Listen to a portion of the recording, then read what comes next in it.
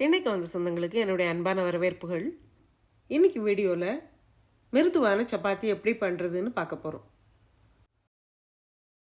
3 cup கோதுமை மாவில் 1 teaspoon உப்பு சேர்த்து நல்லா கலந்துக்கங்க. அதோட 1 கப் தண்ணீரை நல்லா சூடாக்கி சேர்த்துக்கலாம். சூடான தண்ணீர் சேர்த்த பிறகு ஒரு கரண்டியால் நல்லா கிளறி விட்டு 15 நிமிஷம் மூடி வச்சுருங்க. 15 நிமிஷத்துக்கு அப்புறம் கையால் நல்லா பிசைஞ்சு விட்டு கொஞ்சம் கொஞ்சமாக தண்ணீர் தெளித்து மாவு நல்ல பதமாக விரிசல் இல்லாமல் திரண்டு வர்ற மாதிரி பிசைஞ்சு எடுத்துக்கங்க. பிசைஞ்சு வச்ச மாவு ஊறுறதுக்காக ஒரு 15 நிமிஷம் நம்ம அப்படியே மூடி வச்சிடலாம். அதுக்கப்புறம் அதை சப்பாத்திகளாக திரட்டி நம்ம போட போகிறோம். ஒரு எலுமிச்சம்பழ அளவுக்கு உருண்டை எடுத்து அதை 2 பக்கம் மாவில் தோச்சிட்டு அதுக்கப்புறம் மெலிசான சப்பாத்தியாக உருட்டி எடுத்துக்கோங்க.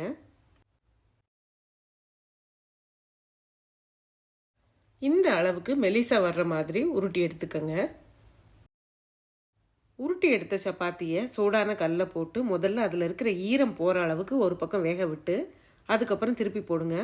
அடுத்த பக்கம் சின்ன சின்ன பபிள்ஸ் வரும்போது மறுபடியும் திருப்பி விடுங்க. சப்பாத்தியை அடிக்கடி திருப்பி விட்டிங்கன்னா சப்பாத்தி மிருதுவாக வராது.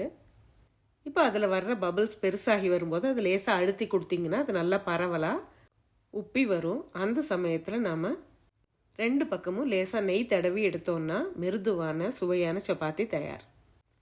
இந்த சப்பாத்தியோட ப்ரோக்கலி பன்னீர் பொரியல் வச்சு சாப்பிட்றதுக்கு ரொம்பவே நல்லா இருந்துச்சு. அதோட செய்முறை டிஸ்கிரிப்ஷனில் இருக்குது, தேவைப்படுறவங்க பார்த்துக்கலாம். அடுத்த வீடியோவில் சந்திக்கலாம். நன்றி.